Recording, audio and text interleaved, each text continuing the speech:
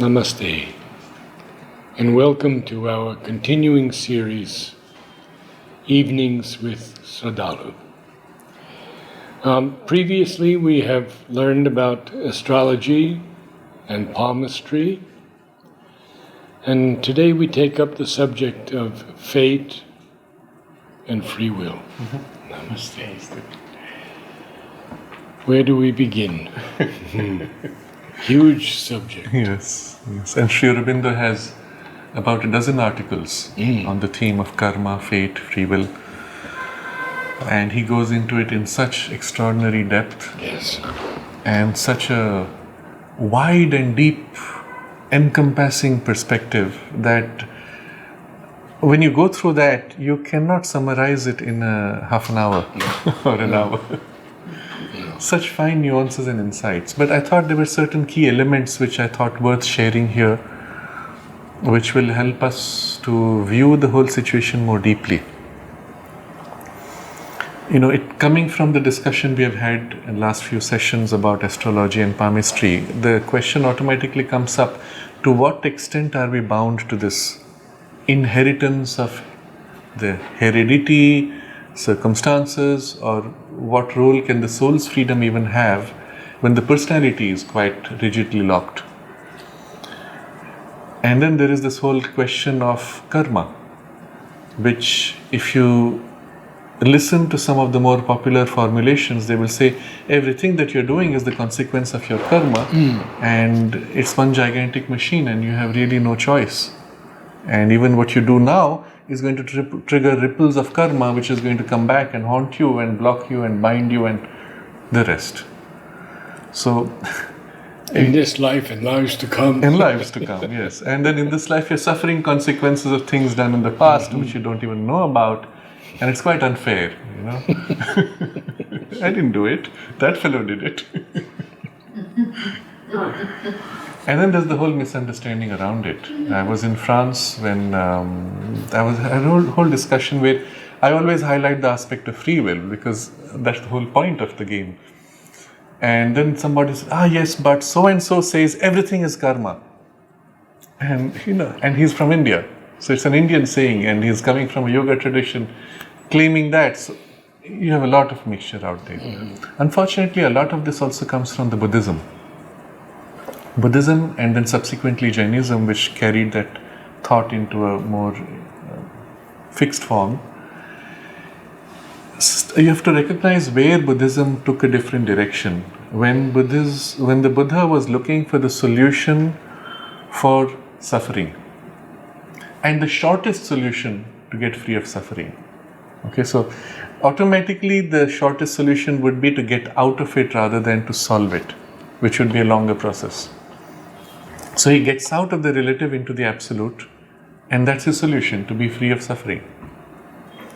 In the process, of course, he's looking at the world and the cause of suffering through the chain of cause and effect.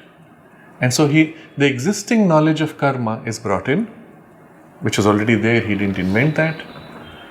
But then he removed from the whole perspective the soul and the divine, because they were irrelevant to his solution. When you have to get out of it, your soul and its expression in life has no meaning. The place of the divine consciousness has no meaning. You just want to get out into the absolute. So he removes these from the big picture of his practice. And the result is this huge machinery of karma. And the elements which brought freedom, which is the soul and the divine, are removed from it. What is left is machine. And Aurobindo uses a phrase which is quite compelling. He says, you take out the divine from the picture, and then all you have is this machine which is stuttering and pistons pumping and going on mechanically, and that's what you see as the universe. And it's chaos. But it's not chaos, it is complex. It's ordered, structured, but it's a big prison. Oh, it is ordered and structured. Because karma is, everything that's happening now is consequence of earlier karmas. And every step you make is triggering off other karmas. So there's a chain of cause and effect. So complex, but intractable. You can never get free of it.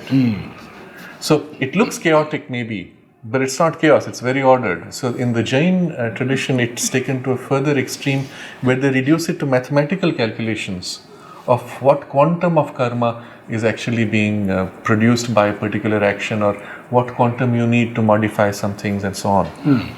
The end result of this whole perspective is that you're in this machinery trapped, and the only way for you to undo it is to keep doing positive karmas to neutralize negative karmas mathematically. And so one of the ideas which comes with it, which is a perversion, is the more you suffer, the more good you are, or you're burning up old karma through your suffering, and you're producing good at the same time. You'll get free of it faster, and it takes you to such an extreme perversion of life. It celebrates suffering as a way of escape and liberation, which is a complete perversion of the divine reality of things. Well, Sri Aurobindo goes to the heart of the question. He says, yes, the Buddhist formulation of karma is the most thoroughgoing so far, but, well, it stops there. And he puts it to you this way. He says, yes, there is a whole network, let's say, of karma. On a physical level, it is the most obvious, because I push and I'm pushed. And the physics and the law of physics is so compelling, it is almost fixed and rigid. There you see karma in the manner in which Buddhism, or most schools of Buddhism, tend to describe. And there are schools which look at it differently. But then they extend it to the level of the psychological domain also. And Sri Aurobindo says that doesn't work. Can the molecules inside your brain operating lead to you making a decision that is morally right or wrong? And there is no connection that you can see. Your moral choice seems to be independent, and its karmic consequence seems to be therefore independent of the physical karmic machinery of electrons and protons. So what he described is that you see many gradations of the karmic pattern. And then he reduces it all to one principle of karma, which is, there is first of all one underlying energy, and karma is nothing but the movements or flows of that energy. So underlying is the sense of oneness behind, and the sense of energy pushing, pulling, working out. So on a very physical level, the energy has its mechanical karmic process, chain of cause and effect. But on a moral level, you have a different quality of energy, but still the same sense of underlying oneness. And at a level of thought, perhaps also, you have something of this. In fact, you may feel in mind and thought that you're free. I can freely think what I want, isn't it? You can make a choice. But he says it's not really a true freedom, because your mind is ignorant. It's only aware of a little patch of awareness. You're not aware of the things beyond.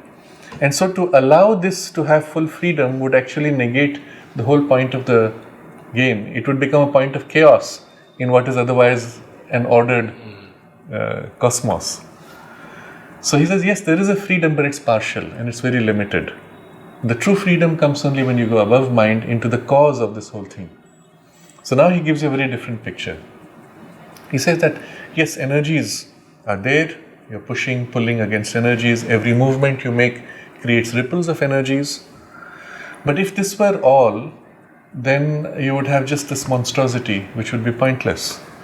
So look at the whole point of the energy flow in the universe, and then look at the place of the human being in it. The human being may be a tiny element, tiny in form, the earth is so big, the galaxy is so big, but the will that is pushing this whole energy organizes itself in the individual human and expresses itself through the human. And so he says this is the point where the will which was pushing mechanically all the electrons and protons has organized itself to come into its own and can look through the human mind and through the human eyes at its work. And now actually assert itself directly, where earlier it had to assert itself indirectly. So the cosmic will, and there's no point of energy flow unless there's a will pushing the energy. The cosmic will, he says, which had to work indirectly through lower gradations of forms, now comes into its own as a conscious will in the human being and can act now directly, which is the whole point of this construction. And at what level of the mind is this seen? In the higher mind or the human mind? Or even in the human thinking mind, you see something of this. And then he will make a distinction between our surface will and the true cosmic will, which is behind. But just the idea that that will has come into its own, and it does not need the slow machinery anymore. It can act directly. And that's the whole point of this whole exercise of building this gradations of machinery, to bring us to a point of awareness where it can act directly. Now think of it this way. The whole karma machinery or cause-effect chain through which the will was working was vehicle through which the will could come into its own and act more freely. Does it need that vehicle? Right? So what you see is, yes, at a very physical level, there is still the karma chain, cause and effect, but the moment you've come into self-awareness of mind, that chain of cause and effect becomes less and less relevant, and you're able to exercise a free will and a free choice. Now comes the big picture he gives you, which is quite fascinating. So he speaks of actually 4 pillars of karma. He says, yes, there's the energy flow, but behind the energy flow, what holds the flow of energy is the idea. The idea of the relationships between all these flows of energy. And who holds the idea? If it stops with the idea, then you have a causeless idea. Who creates the idea is the soul. That's the 3rd level. And the soul creates idea by its freedom. It is not conditioned, it is not bound. It freely chooses an idea, which then becomes the compelling energy flow, right? And behind the soul, which is an individualized focus, is spirit, where you have utter freedom. Already soul is a particularization of spirit, a particular focus, and each soul would have its own particular focus, which puts out a certain idea, which then becomes the template for the flow of energy, guiding it. So these, he says, are the 4 pillars of the complete knowledge of karma. But then he gives you a picture, and this is what I want to highlight here for our purpose, so that we understand this more deeply. He says, your conscious mind and the will which you have is a little piece. It's not yet the cosmic will which wants to operate, but it is a tool for the cosmic will. So let's say you are driven by all your inheritance, hereditary tendencies, environmental upbringing, habits which are formed by it, and then your bunch of desires and likes and dislikes which are your driving motive. It's doing something, it's operating at a kind of a relative freedom. Unlike the atoms and molecules and stones, you have a relative freedom, you can exercise it, and you feel you're free, you do it. For the cosmic will, now this is a point where there's a greater exercise of freedom, and it needs only nudge this. It uses this as a tool to exercise. Now look at the big picture of many individuals with a relative freedom, and the cosmic will which wants to grow and develop its own possibilities of what?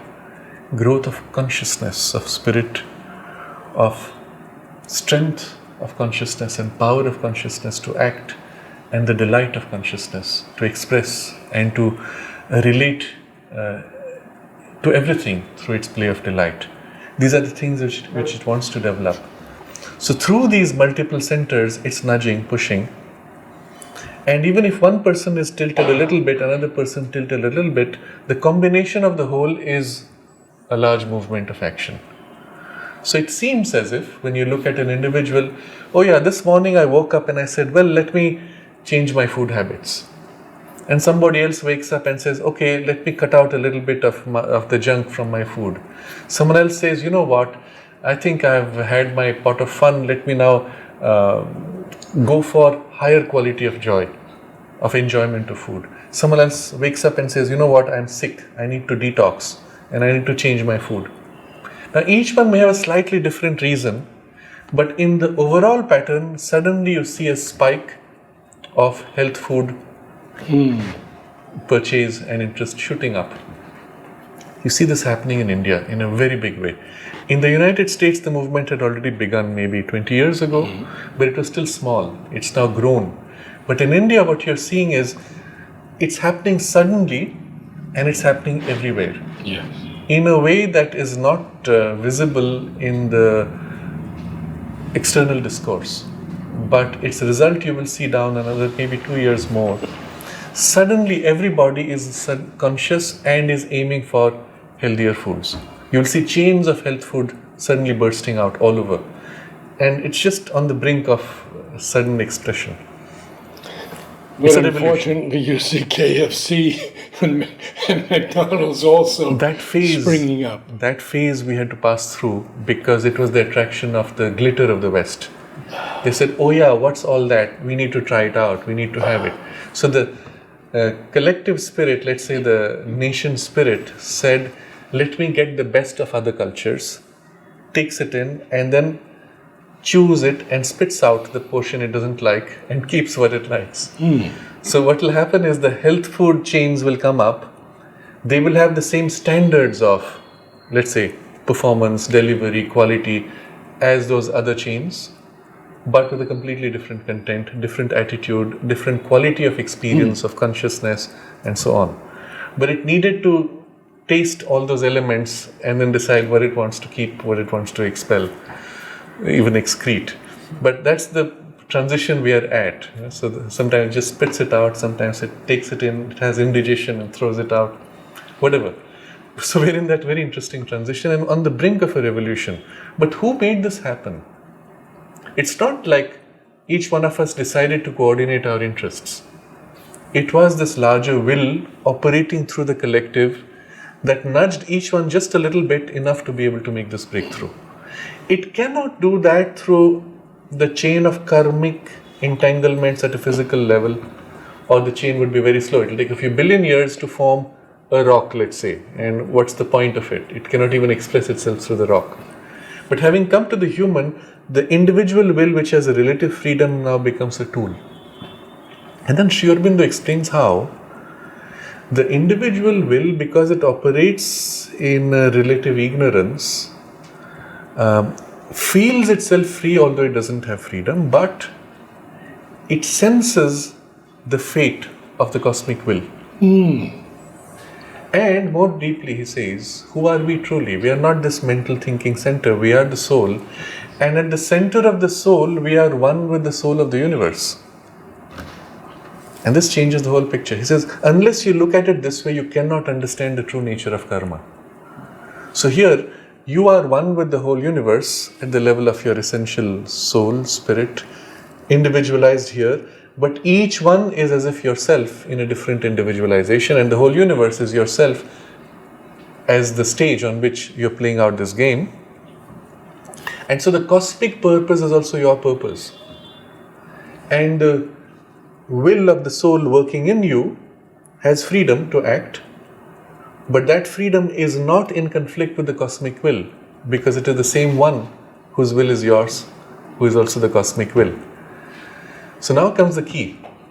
When this will acts, which is your true soul's will, it is in perfect harmony with the cosmic purpose, and yet it can operate in freedom to exercise itself. But that's not the will which is your surface thinking mind's will. That is this little limited awareness and freedom. But that is nudging this.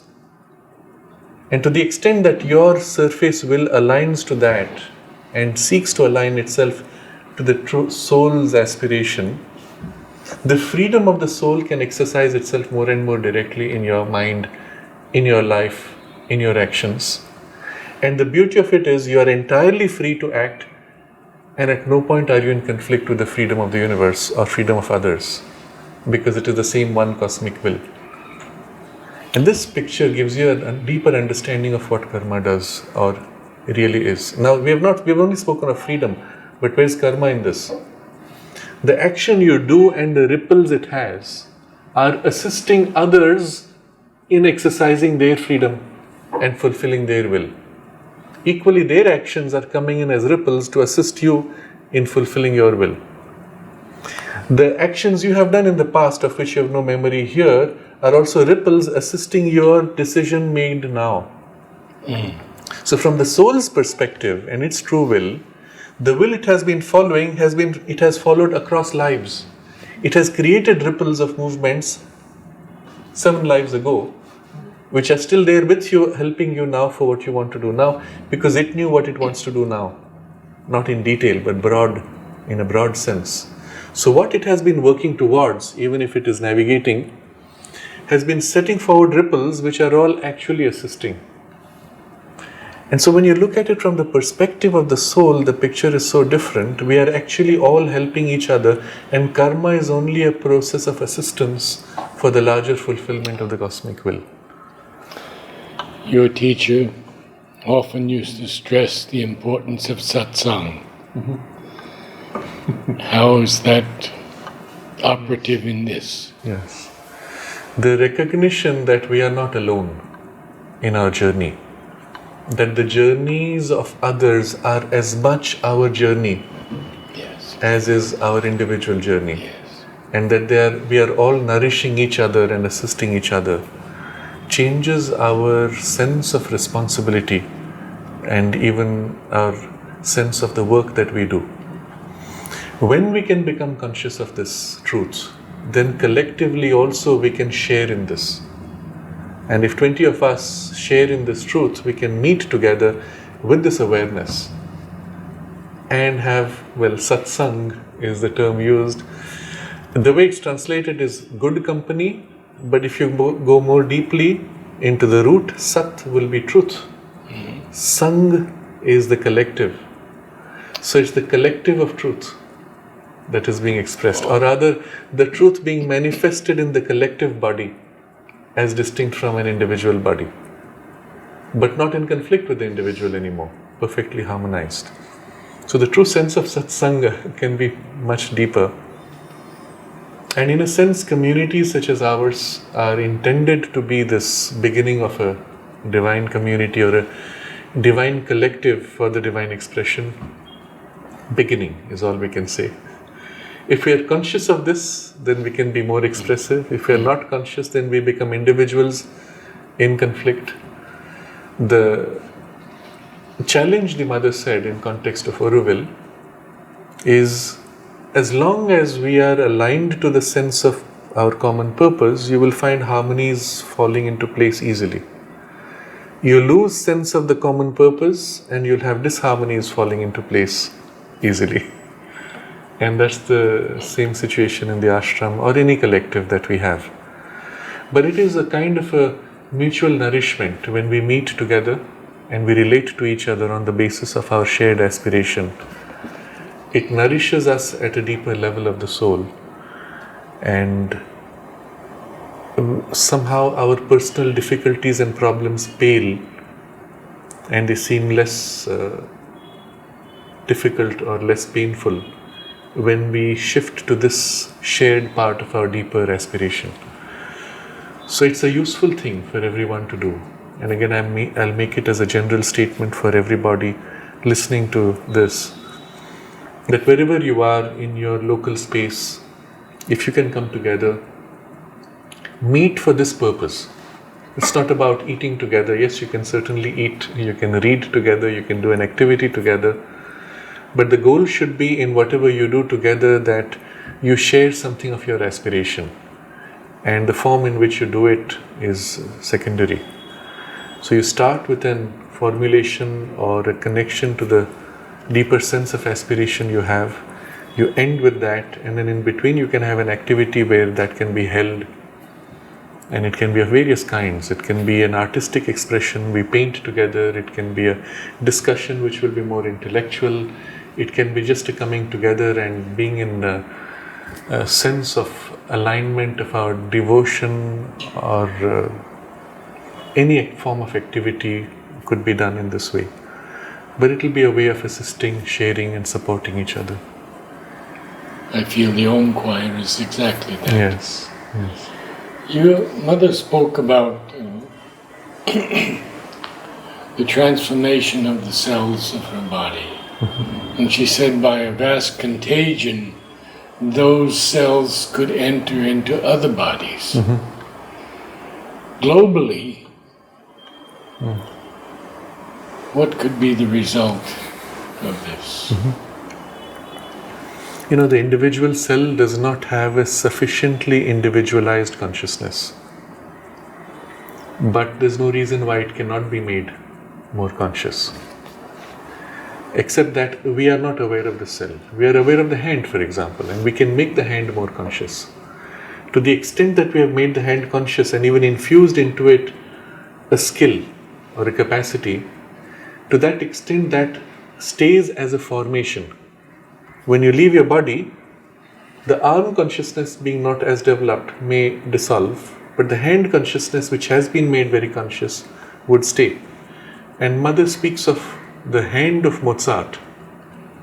I think it's Mozart she's speaking of, which has been made so conscious, and the skill infused in it, which is still there in the subtle domain, but it's an imprint, it's like a template. So any human being can as if tune into those hands and receive the imprint of that consciousness and the imprint of its skill to play with a similar style or similar skill. And this is one of the mechanisms by which we actually transmit or share the collective growth.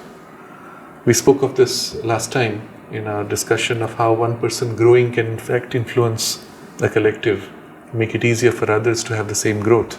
But this is much more specific. Now, if we are conscious of our hands, we can do it with our hands. How conscious are you of your feet? Hardly.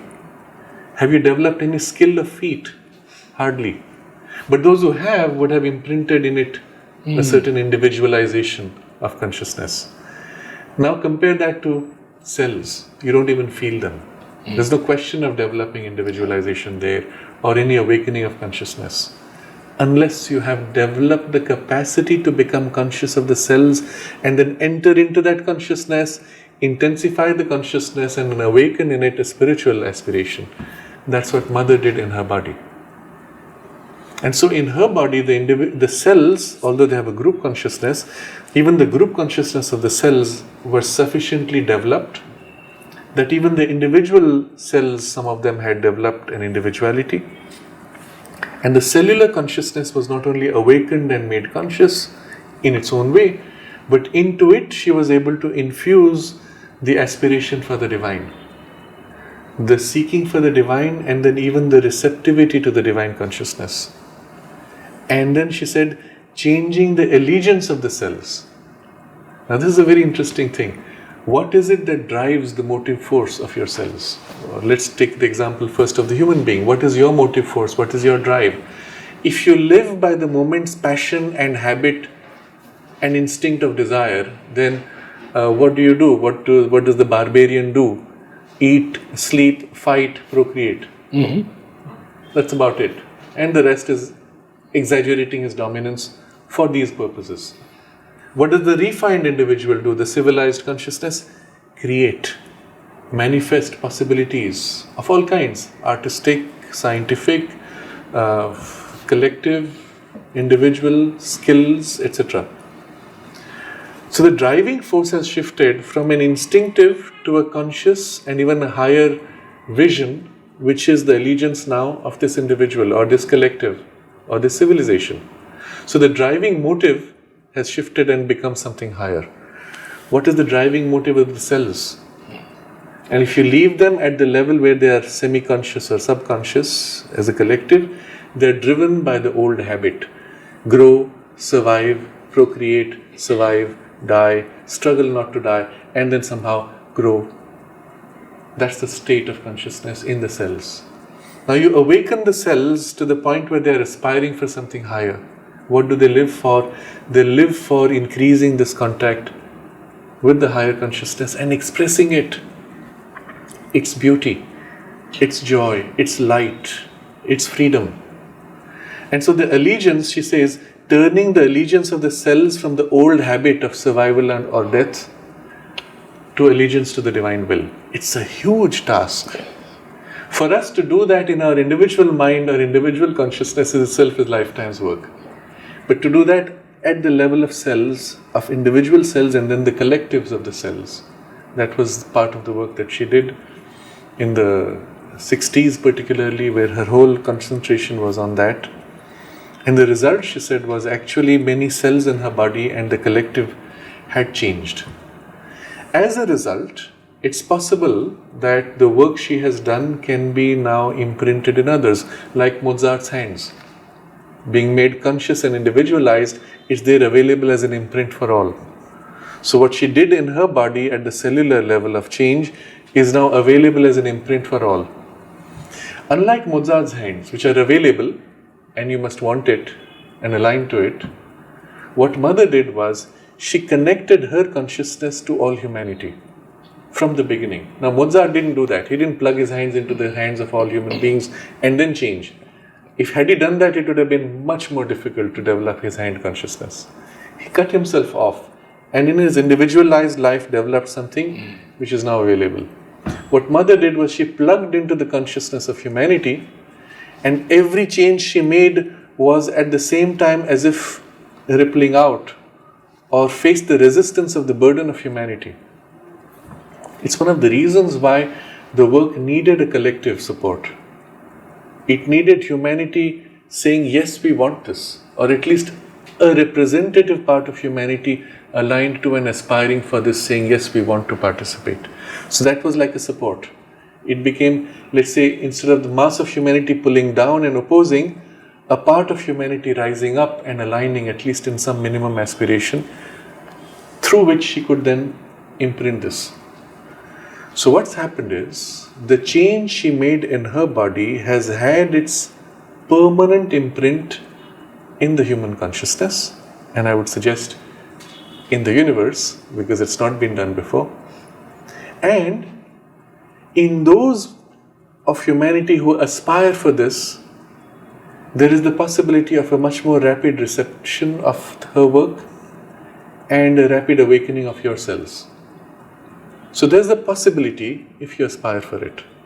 If you don't aspire for it, it's already there and it's working, but it will be slower. But what she achieved there is inevitably going to work out in humanity, given a few thousand years. But in the part of humanity which is aspiring, it can happen in a few decades or less. And that's our role. If we consciously aspire for this and work on our body consciousness and work to awaken in the body, we are not yet conscious of ourselves, but even the intention to awaken in the body consciousness and tissue and cells, this aspiration, is enough to create that alignment. As you would invoke Mozart's hands, you're invoking Mother's work in the body consciousness, and that works as an imprint, rapidly beginning a change. I remember Mother telling us about a concert she went to. And it was a violinist who was an average violinist. And that evening he played as one transformed. And she saw his hands and she said, oh, they are the hands of Isahi, the great violinist that she had heard also. And they incarnated in this average, fairly good violinist's hands. Amazing. So anything can incarnate in us. If the aspiration is there. If the aspiration is there. And if the flexibility to receive is there. Yes. So in our case, and as because our goal is much larger than just developing a skill, Sri Aurobindo says 3 things are needed. First, consciousness. Second, plasticity. Third, surrender. You'll find this in the little booklet, The Mother. So when you open yourself to receive the action of the divine force in you, the Mother's force, first there has to be consciousness. That is, you must be conscious so that the receptivity can be there. If you're unconscious, yes, there will be something, but it's the slow unconscious evolution of nature. It works from behind the scenes. But when you're conscious, there's the overt action and reception. Second is, when you receive, what you receive is something higher and so different that it must have space to express itself, its values or its forms, for which you have to be plastic. If you're rigid, that's all I know, that's all I can do, even if a higher consciousness comes, it's like wandering inside narrow serpentine lanes. You don't have the open vast space to play out and run and freely express. So the plasticity is what makes your consciousness able to now freely express that which comes from above. So even if an intuition came with very vast knowledge, if your mind is narrow, you'll only catch the aspect which aligns to your narrowness, and the rest is lost. But if your mind is flexible, as the intuition comes, it will expand your mind and there'll be this broad revelation, which is what in that case of the violinist, he had enough plasticity that Isai's hands coming in could now freely express. But if he was rigid, you would have seen glimpses of it and it stops there. So second requirement is plasticity. And then third requirement, so far you have received some expression, but you want the full transformation.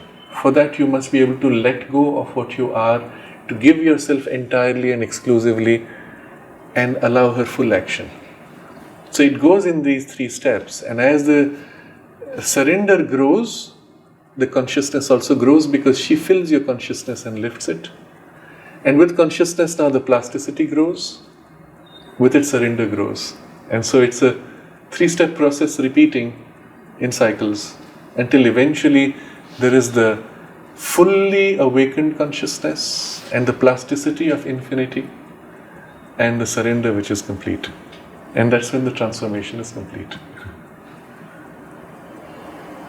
But it starts with this small step. I would like to read a few lines from Savitri. Yes. In Book 1, Canto 2, The Issue, we meet Savitri, and Sri Aurobindo says, an absolute supernatural darkness falls on man sometimes when he draws near to God. Forced out from the protecting ignorance and flung back on his naked primal need, he at length must cast from him his surface soul and be the ungarbed entity within. Now, that hour had fallen now on Savitri. A point she had reached where life must be in vain, or in her unborn element awake, her will must cancel her body's destiny. For only the unborn spirit's timeless power can lift the yoke imposed by birth in time. Only the self, capital S, that builds this figure of self can raise the fixed interminable line that joins these changing names, these numberless lives, these new oblivious personalities, and keeps still lurking in our conscious acts the trail of old forgotten thoughts and deeds. Disown the legacy of our buried selves, the burdensome heirship to our vanished forms, accepted blindly by the body and soul. We kind of digressed from the original theme of karma, and this brings us back to the theme. And so I want to conclude with a few important ideas and then practical suggestions. So first, the description we had, remember, was this picture Sri Aurobindo gave, where there is the true will of the soul, which is free, and then there is this surface will, which is kind of free, not quite, but limited. And that's useful and necessary because for the soul, which has this broad vision, it has picked for this life a certain focus. And so the surface personality with its limited will and capacity is useful as a limited focus. But also that we can awaken from this limitation and rejoin with our original and true will. And then we have the big picture without losing the focus also of this life. And so that is the way forward for us. To become free from compulsions of circumstances, that's the passage which you just read. That the emergence of the true soul and its true will, free, which is perfectly aligned with the cosmic will and yet free to act without falling into disharmony, that is the true will that we have to awaken to. Having said that, this being the broad objective of the spiritual development also, while we are not there, what happens to our immediate circumstance and what is the role of the karma here? How do we deal with it? And here we recognize three things. First, recognize that the karma which you have created in the past, let's stay even with this life. I did things which now I look back and I regret. The karma you've created at that level only hits you as long as you continue to live at that level. So I said certain things in a moment of impulse, of anger, hatred. And as long as I live in the consciousness which creates the same patterns of anger and hatred, the consequences of that anger, hatred thrown out come back upon me because I am on the same level. But if meanwhile I outgrow that consciousness, I begin to live in a higher state where I don't have those impulses of anger and hatred. Rather, I look back at that same situation and I say, I wish I had approached it with this consciousness where I would have acted so differently. At that point, the ripples caused by that cease to affect you. They may come upon you, but they pass right through you and you do not face their consequences anymore. Yes. So the first thing you can do is grow in consciousness. Do not worry about what has been done in the past. As you rise in consciousness, let go of that past and the imprints of and ripples of those karmas will cease to affect you. Second, if you have just created a ripple which has a negative outcome, you equally have the freedom to create a positive ripple. So I just said something in anger and I've hurt somebody, and if I become conscious about it, instead of justifying it and saying, oh, he deserved it and fooling myself, I say, well, this was a moment of weakness, I wish to undo this. Find the way to undo. Maybe you go to the person and say, look, I'm really sorry, I was upset and I got carried away, it's not like me, and what I said does not represent what I feel about you, and say the things which you feel. Put out the positive energy which is truly yours. In other words, what you're doing, it's not about good and bad, it's not about morality, neutralizing a positive morality, neutralizing a negative. It's about a shift in consciousness which is more expressive of your true consciousness. What I did in an impulse was not my truth. What I act from now is more close to my soul's values and its perspective, and now I express that equally. Maybe I cannot fully neutralize that. The words spoken have hurt. I cannot undo that. But I can speak what is more truly me, and if it comes from a true consciousness, it will have a greater power than the negative statement. So again I'm highlighting, it's not morally correction. It's not, I did bad, now I give food to a few poor people, and so that will neutralize the bad thing which I did by taking from someone. It's not a moral balance. It's the shift of consciousness which is the key. Something closer to your truth, your soul values must now be expressed, and to whatever extent neutralize that. This is the second thing you can do. And the third is the line from Savitri.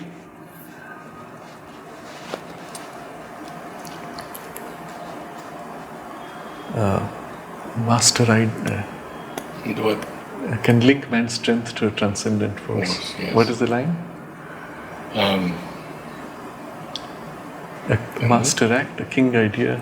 A master act, a king idea, can link man's strength to a transcendent force. A prayer. A prayer. A master act. A Yes. prayer, a master prayer act, first, yes. a King idea. can link man's strength to a transcendent force. You see, Then karma, miracle is made the common rule. that's the important line. Miracle is made the common rule. Why? Because the transcendent force is the freedom of the self, which can act bypassing all karmas.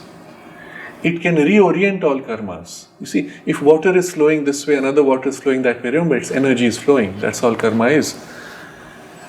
Your intervention can turn the energy. The wind can come and reverse the current, isn't it? Mm-hmm. And the freedom of the self can act and rearrange the same karmic energies to bring out of them a completely different outcome of a positive result. It can override everything because that's the source of the original movement of energy and the will itself. So you don't have that, as we said, but you have access to that through these three means. The prayer, which is the most direct means. Ask for the help. Place that situation before the divine consciousness. Literally take it in your awareness. This is the mess I have made. Here, I take it all, open it to you, invoke help. Help me now clear this, change the situation. But it's not done in a passive way. It's not by, okay, now you fix it. I'm going to go home and sleep while you fix it. show me the way, help me to change it and act upon it. So the invocation of prayer calls and creates a link from that action to here. And the result is that intervention which we would describe as miraculous, where things begin to change. You are still responsible to play your role, but the outcome is 1,000 times more than what your effort could put into it, because the rest is coming from there. Or suddenly the problem just goes away and the knot is dissolved, or whatever form it takes because of that intervention. You can call for that, and the divine grace can act to change everything. You will recall the discussion we had on astrology, where the mother erased the destiny of somebody completely, and overnight all the problems were wiped out. Well, this is possible for us every single day. And so in my perspective, and I limit it to how I prefer to see things, but I wish everybody could also, is stop worrying about karma. Because every day the divine grace can act freely at each moment and choose for you and for itself a better outcome. Sri Aurobindo says, there's this saying, everything that happens for the best. Sri Aurobindo says it's not true. All that happens does not happen for the best. But having happened, the divine can make the best use of it. So yes, we had partition of India, you had the Second World War, you had the killing of millions of people in so many wars. No, that's not for the best. But having happened, well, the divine can use it for growth, for an awakening, for whatever change. And so, stop bothering about the karmas of the past. Whatever has happened, whatever the compulsions that they bring to you today, have no relevance except as support for growth. But the divine grace intervening can turn anything into a support for growth, or neutralize anything which comes in the way of your growth and give you the necessary leap, which is miraculous. And what was the line again, the miracle? Then miracle is made the common rule. The common rule, that literally every day you are living from one miracle to another. And this is possible. But if you fixate yourself on the past karma, if you give to it the necessary importance that religions or traditions will demand, then you give to them their place and bind yourself in them more. And so stop worrying about karma. Instead, take every day as it comes with this conscious alignment of the prayer and invocation. There are the other two words, a master act and a king idea, which to the extent that they can be made accessible are also present. But the prayer is your starting point. And trust the grace and put yourself as far as possible entirely in the hands of the grace, that she carries you from miracle to miracle. And this is for me the conclusion to our discussion on karma and fate and free will. It's your soul that has chosen. It's the divine will that is free, which has to lead and rule. And you have to awaken to your own deeper freedom and let the freedom act, not fate, not karmas. Your fate is only what your soul has chosen freely to exercise.